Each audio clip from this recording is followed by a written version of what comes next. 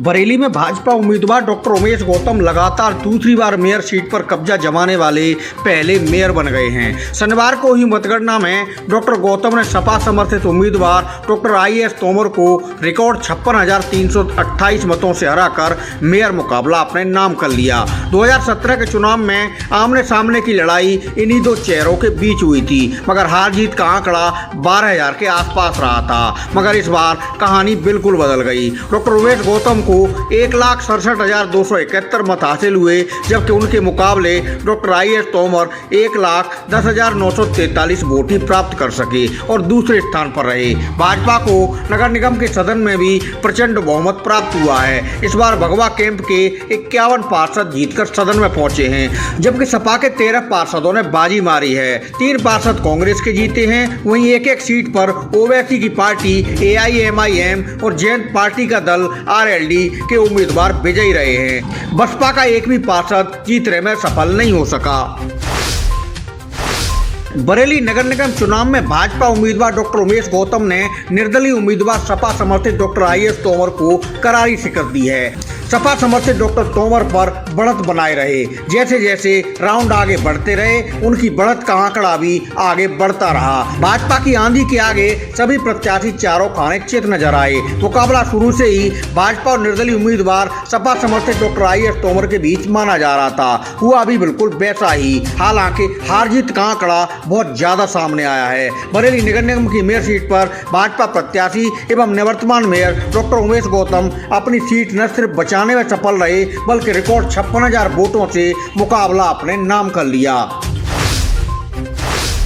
बरेली नगर निगम चुनाव में भाजपा उम्मीदवार डॉक्टर उमेश गौतम ने निर्दलीय उम्मीदवार सपा समर्थित डॉक्टर IAS तोमर को करारी शिकस्त दी है। भाजपा उम्मीदवार डॉक्टर गौतम पहले राउंड से सपा समर्थित डॉक्टर तोमर पर बढ़त बनाए रहे। जैसे जैसे राउंड आगे बढ़ते रहे, उनकी बढ़त का आंकड़ा भी आगे बढ़ता रहा। भाजपा की आंधी के आगे सभी प्रत्याशी चारों खाने चित नजर आए। मुकाबला शुरू से ही भाजपा और निर्दलीय उम्मीदवार सपा समर्थित डॉक्टर IAS तोमर के बीच माना जा रहा था। हुआ भी बिल्कुल वैसा ही। हालांकि हार जीत का आंकड़ा बहुत ज्यादा सामने आया है। बरेली नगर निगम की मेयर सीट पर भाजपा प्रत्याशी एवं निवर्तमान मेयर डॉक्टर उमेश गौतम अपनी सीट न सिर्फ बचाने में सफल रहे, बल्कि रिकॉर्ड 56,000 वोटों से मुकाबला अपने नाम कर लिया।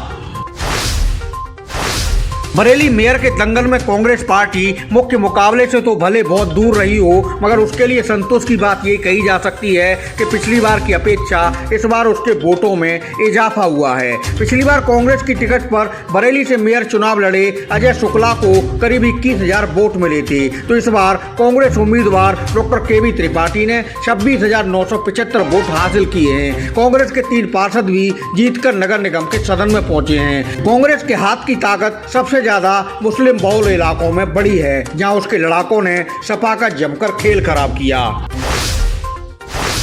बरेली नगर निगम चुनाव में बसपा की हालत न खुशी न गम वाली दिखाई दे रही है। बसपा उम्मीदवार यूसुफ खान को अब की बार 16,862 वोट मिले हैं, जो पिछली बार के वोटों से थोड़ा कम है। 2017 के चुनाव में भी बसपा के प्रत्याशी यूसुफ खान ही थे, जिनको उस वक्त 19,000 के करीब वोट मिले थे। बसपा के हाथी को इस बार पहले के मुकाबले कैडर वोट मिलने में नुकसान हुआ है, मगर कई मुस्लिम बहुल इलाके में पार्टी को वोटरों का साथ मिला है। हालांकि इस बार भी बसपा को कांग्रेस से पीछे खड़ा होना पड़ा, जो उसके लिए चिंता का कारण हो सकता है।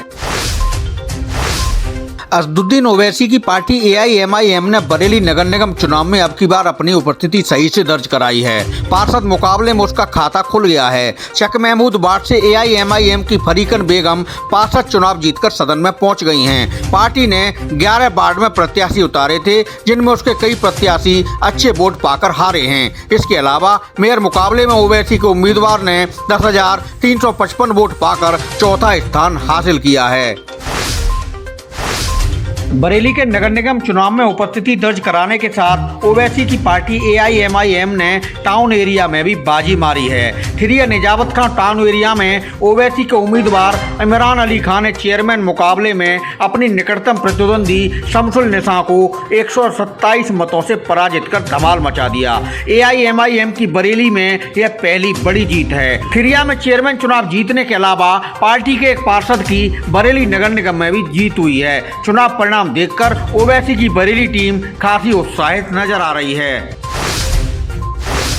बरेली से गुजरने वाली 20 ट्रेनें अगले 2 दिन तक बंद रहेंगी। इंटरलॉकिंग कार्य के चलते रेल प्रशासन ने यह निर्णय लिया है। बुधवार को रेल यातायात बरेली से सामान्य हो सकेगा।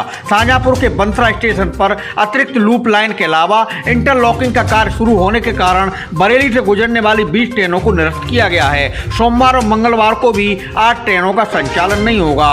इस दौरान 3 ट्रेनों को 4 घंटे तक देरी से और 6 ट्रेनों को रूट बदलकर चलाया जाएगा।